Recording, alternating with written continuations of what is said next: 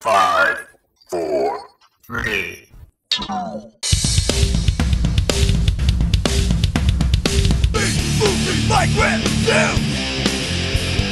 B-movie migrant news! B-movie migrant news!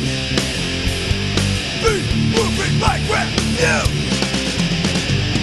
Hey, this is B-Movie Mike, and as promised, this video contains my review of the next chapter of the Child's Play film franchise. That's right, 2013's Curse of Chucky.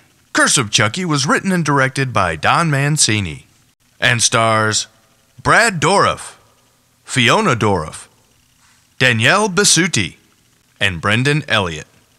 The Chucky doll was designed by David Kirshner, and the animatronic puppeteering was provided by Tony Gardner. The story of Curse of Chucky takes place 25 years after the events in the first Child's Play film, and makes references to all 5 of the previous films in the series. As the film begins, a strange package with no return address arrives at the home of a young paraplegic woman and her mother. When they open the package, they discover that it contains a good guy doll, but since neither one of them ordered it, they are understandably confused by its arrival. Later that night, the young woman's mother dies of an apparent suicide. And the next day, her sister, brother-in-law, their young daughter, and her nanny come over to comfort her. Soon the family members begin to die, leading to a final confrontation between Chucky and the young paraplegic woman. And it's during the final battle that Chucky reveals how he ended up in the toy store at the beginning of the first film, and why he came after her and her family in this one. The film ends with a surprise twist, and features a very amusing scene after the credits. Writer-director Don Mancini, who wrote all 6 of the Child's Play films, and directed the last 2, does a nice job of returning Chucky to his old sinister self. The script for this film is actually pretty good, and answers a lot of the questions that fans of the series have been asking since the release of this film was announced. I'm not going to say that everyone will like the answers to some of those questions, but like it or not, it is what it is, and hey, I like it. For a direct-to-video title, the production values are actually pretty good, and the Chucky effects are on par with those featured in previous films. Now, there is some questionable CGI used in the film, but nothing that's detrimental to the overall effectiveness of the practical special effects featured in the film.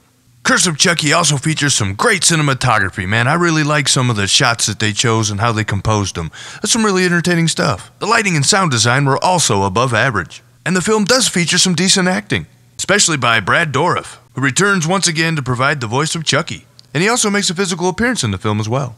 Brad's daughter Fiona also turns in a good performance as Nika, the young paraplegic protagonist of the film.